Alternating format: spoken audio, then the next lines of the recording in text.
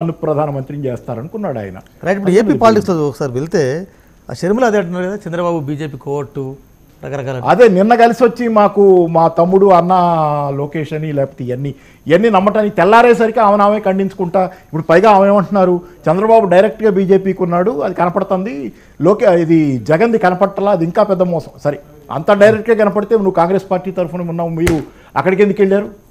అంత డైరెక్ట్గా చంద్రబాబు బీజేపీ మనిషిని కనపడుతుందని చెబుతున్నటువంటి మీరు పోయి మళ్ళీ చంద్రబాబుని కలిసి ఇవన్నీ అవసరమా?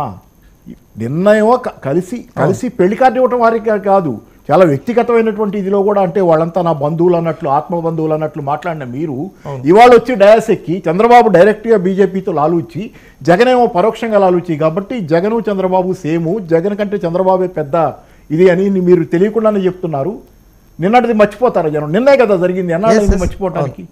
మేము పేపర్లో రెండు పక్కల 2 బాక్సులు కట్టి వేయక్కర్లేదు కదా, నిన్న ఇవాళ వేయక్కర్లేదు కదా, చూస్తేనే కనపడుతుంది కదా. నిన్నది మర్చిపోలేదు కదా జనం. మీరు కాంగ్రెస్ పార్టీ చంద్రబాబుని ఏమన్నారో, చంద్రబాబు పట్ల ఎంత ఆప్యాయత వ్యక్తం చేశారో, లోకేష్ బాబు మీకు సోదరుడిగా ఎట్లా భావించుతున్నట్లు చెప్పారు, జగన్ కాదు నా సోదరుడు అన్నట్లు లోకేష్ అన్నట్టు చెప్పారు. మరి ఇంకా ఇప్పుడు పోయి మళ్ళీ బీజేపీ ఏజెంట్ చంద్రబాబు అంటే మీరెవరు ఏజెంట్? ఏజెంట్కి ఏజెంటా?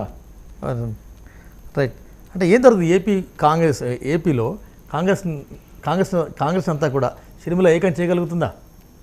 అంటే ఏకం ఎంతమందిని చేసినా చాలాసార్లు నేను ఇదే చెబుతాను సార్, మీరు సరైనటువంటి ప్రజల్లో విశ్వాసం చూరగనకుండా మీరు 1000 మందిని తెండి, 1,00,000 మందిని తెండి ఏం కాదు, ప్రజలు ఓట్లు వేయరు.